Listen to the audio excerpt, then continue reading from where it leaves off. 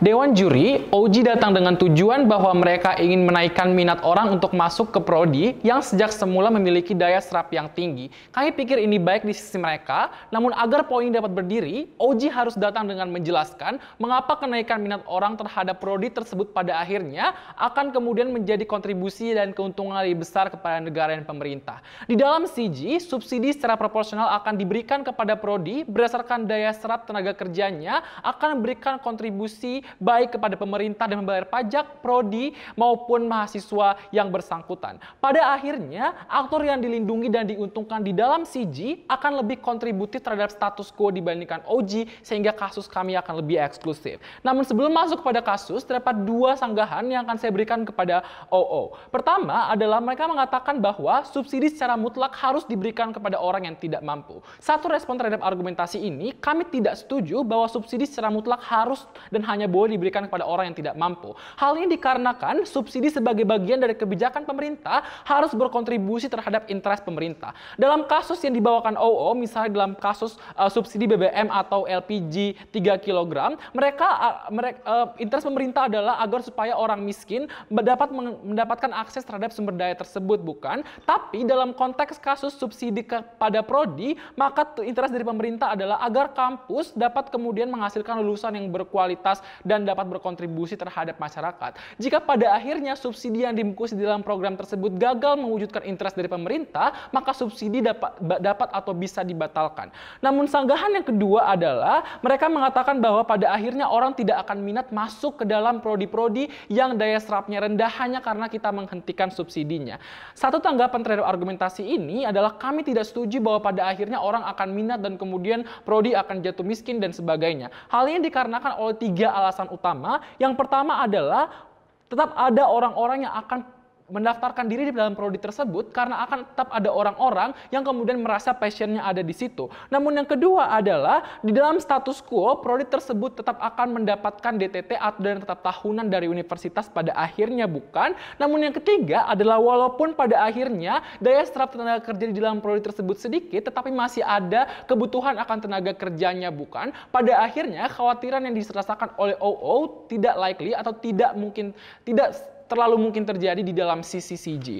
Oke, masuk ke dalam argumen, tiga kontribusi saya di dalam pidato saya, yaitu yang pertama menjelaskan mengapa secara prinsip negara boleh mengatur subsidi secara proporsional ke prodi berdasarkan daya serap tenaga kerjanya. Yang kedua, mengapa pemberian subsidi secara proporsional ini pada akhirnya berkontribusi kepada pemerintah. Dan yang ketiga adalah pemberian subsidi yang proporsional ini akan menguntungkan mahasiswa dan prodi. Yang pertama adalah mengapa secara prinsip negara boleh mengatur subsidi secara proporsional kepada prodi. Hal ini dikarenakan pada prinsipnya subsidi berasal dari pajak warga negara. Maka karena negara mengalokasikan subsidi dan bertanggung jawab kepada uang pajak ini, mereka memiliki interest untuk berharap bagaimana pada akhirnya program yang mereka ciptakan berkontribusi balik kepada negara dan pembayar pajak. Hal ini menjadikan justifikasi bagi negara untuk melihat sektor manakah yang pantas untuk mendapatkan subsidi tersebut sehingga memaksimalkan keuntungan bagi negara dan pembayar pajak pada akhirnya. Argumen yang kedua, mengapa kemudian pemberian subsidi ini pada akhirnya berkontribusi bagi pemerintah dan pembayar pajak. Dewan juri, mari kita lihat apa yang terjadi di status quo. Dalam status quo, alasan mengapa prodi memiliki daya serap tenaga kerja yang rendah bukan karena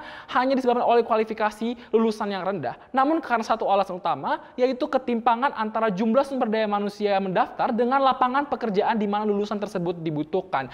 Dewan juri, dalam status quo terdapat, terutama di negara-negara berkembang, sumber daya manusia terlalu banyak untuk mengisi suatu jurusan tertentu, sedangkan jurusan yang non-terapan tertentu misalnya sangat tidak diperlukan atau sangat tidak esensial dan jumlahnya sangat tidak signifikan lapangan kerjanya. Misalnya ada 100 orang yang suka filsafat, namun filsafat lapangan pekerjaannya lebih sedikit dibandingkan orang-orang yang pada akhirnya lulus dari tempat tersebut, bukan? Pada akhirnya orang-orang tidak akan bisa semuanya mencapai pekerjaan yang disediakan di status quo karena tingginya kompetisi untuk memperebutkan tempat. Hanya karena subsidi ke prodi yang serapannya rendah tersebut kemudian disamaratakan, hal ini tidak akan berefek pula pada kenaikan serapan tenaga kerjanya karena sejak semula memang prodi-prodi non-terapan ini tidak terlalu dibutuhkan di dalam status quo. Justru Dewan Juri yang terhormat, subsidi kepada prodi-prodi yang rendah daya serapnya ini pada akhirnya akan buruk karena setidaknya 3 alasan. Pertama, prodi-prodi yang memang sejak awal daya serapnya rendah karena ilmunya bukan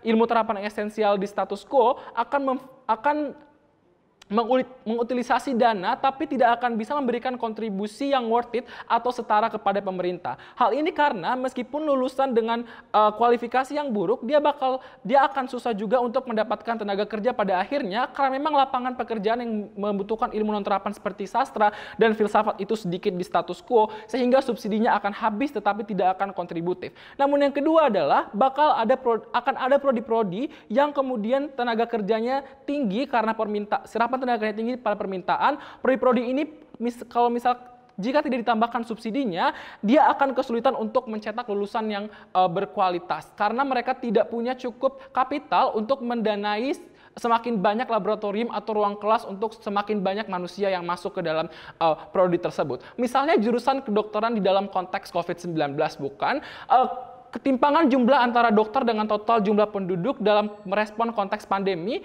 sehingga menyebabkan demand-nya akan semakin tinggi karena banyaknya tenaga kerja yang dibutuhkan. Jika pemerintah tidak menambah subsidi ke prodi-prodi semacam ini, kualitas lulusan tidak akan mencapai target karena kualitas pendidikan tidak akan mencapai targetnya dengan dana yang ada. Namun yang ketiga adalah pembayar pajak akan kehilangan interest-nya karena outcome dari kebijakan publik yang menggunakan uang mereka tidak berpulang secara besar kepada mereka pada akhirnya. Namun argumen yang ketiga adalah bagaimana pemberian subsidi yang tidak proporsional sebenarnya yang proporsional akan menguntungkan mahasiswa maupun prodi karena 2 alasan utama. A, peningkatan minat mahasiswa ke prodi yang dibutuhkan besar. Hal ini likely atau mungkin karena dengan subsidi yang begitu besar, beban bayar UKT kepada mahasiswa juga semakin ringan dan kampus akan semakin mungkin menyajikan fasilitas yang memadai bagi mahasiswa. Namun yang B, prodi dalam status quo bisa memaksimalisasikan fasilitas mereka kepada peningkatan pengetahuan dan skill mahasiswa karena subsidi akan mengakomodasi kebutuhan pendidikan dan pelatihan mahasiswa. Hal ini akan baik pada akhirnya karena kampus pada akhirnya bisa mewujudkan interest-nya untuk menghasilkan lulusan yang berkualitas dan subsidi digunakan sebaik-baiknya dan akan berkontribusi pada masyarakat. Pilihlah CG. Sebagai WIP, saya akan berkontribusi dalam 3 hal. Yang pertama, respon terhadap argumentasi OO. Yang kedua, komparasi. Dan 3 adalah eksklusivitas dari CG. Masuk pada poin pertama, yakni respon terhadap argumentasi OO. Saya akan membawakan 5 sanggahan terhadap 5 argumentasi yang dibawakan oleh OO. Yang pertama, mereka mengatakan adanya jurusan yang tidak populer akan mendapat jumlah mahasiswa yang sedikit. Yang kedua, mereka mengatakan bahwasanya jurusan tidak populer tidak akan berkembang. Yang ketiga, mereka mengatakan bahwasanya jurusan tidak populer membutuhkan dana untuk memajukan prodi. Yang keempat, mereka menyebutkan bahwasannya kita akan menjadi konsumen terhadap produk dari negara-negara maju yang sudah mampu beradaptasi terhadap permasalahan-permasalahan urgen di status quo. Dan yang kelima, mereka mengatakan bahwasannya bagaimana jika ternyata akan muncul permasalahan-permasalahan yang urgensinya tinggi yang tidak berkaitan dengan jurusan yang terserap banyak tenaga kerjanya. Masuk pada poin pertama, mereka mengatakan bahwasannya jurusan yang tidak populer akan mendapat jumlah mahasiswa yang sedikit. Oleh karena itu, pada CG, jurusan-jurusan yang tidak populer dan tidak banyak terserap di dunia kerja ini tidak membutuhkan subsidi yang lebih banyak daripada jurusan-jurusan yang banyak terserap. Perhatikan, OO sudah mengatakan bahwasannya OG sudah mengatakan bahwa dalam status quo kita memiliki sumber dana yang terbatas sehingga alokasinya harus kita sesuaikan dengan kebutuhan-kebutuhan mana yang lebih urgen. Kemudian yang kedua adalah OO mengatakan bahwasannya jurusan-jurusan tidak populer tidak akan berkembang.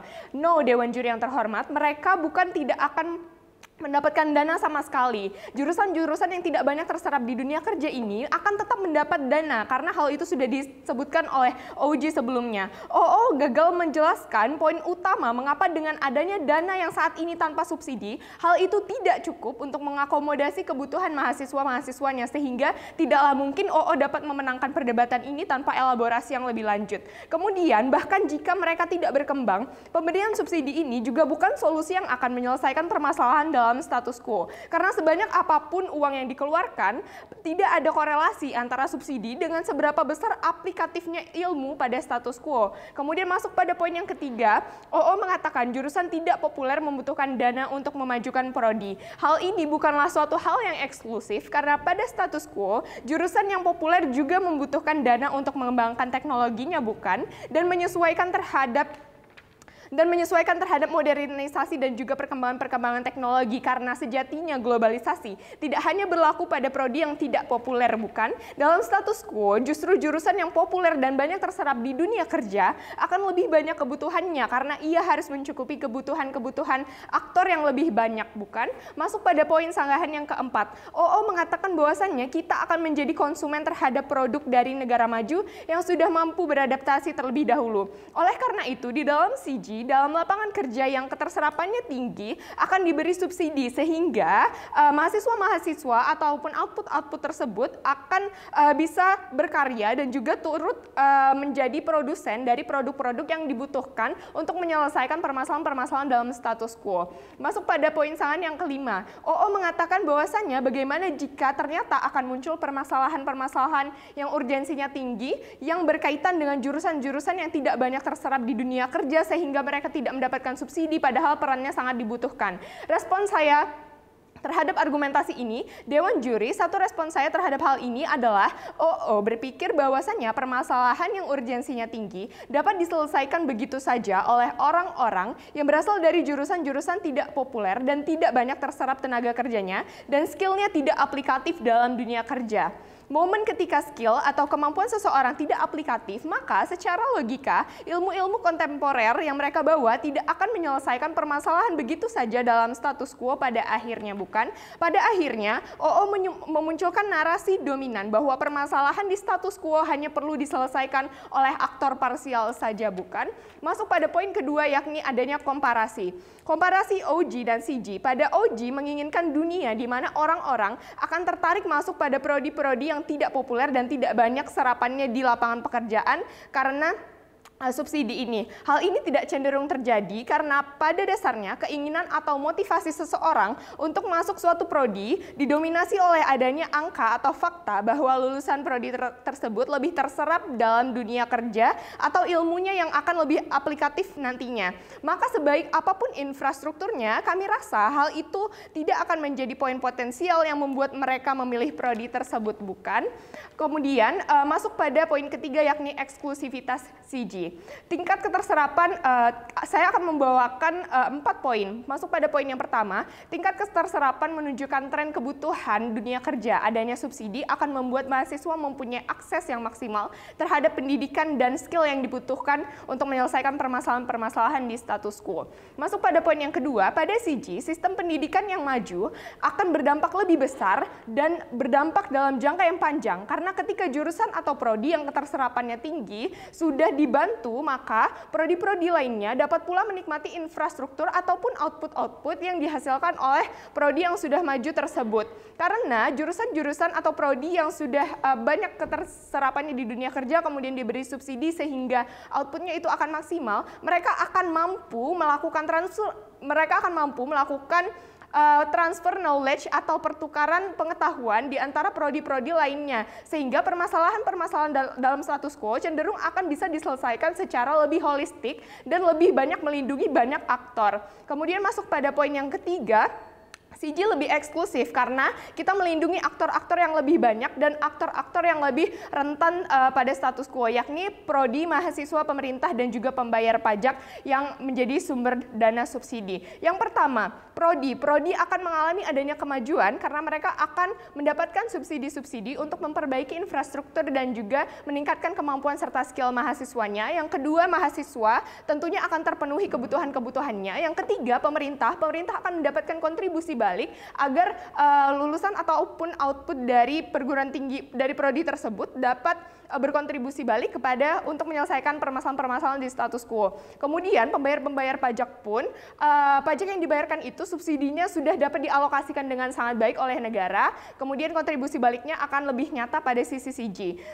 Kemudian masuk pada poin keempat, subsidi dilakukan berdasarkan interest dari pemerintah di status quo. Hal ini eksklusif di sisi CG karena subsidi merupakan uang atau dana publik sehingga pemerintah punya tanggung jawab agar dana tersebut dapat digunakan sebaik-baiknya agar outputnya dapat berkontribusi balik dalam status quo. Pada akhirnya CG berhak memenangkan perdebatan ini. Terima kasih.